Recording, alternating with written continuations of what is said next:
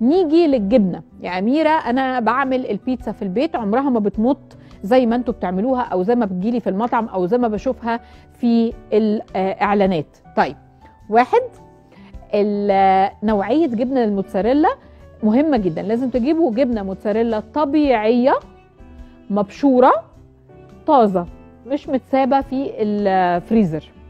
هتروحوا عند القسم بتاع الاجبان تقولوا لهم عايزين جبنه موتزاريلا فريش طبيعيه، تاخدوا شويه اللي انتوا عايزينهم تستخدموهم، شكرا خلاص الموضوع خلص. 2، الجبنه لازم تكون في درجه حراره الغرفه. 3، لازم تتحط قريبه من بعضها عشان لما تسيح تلزق في بعضها وتعمل المطه دي، ما تبقاش كل نقطه لوحدها.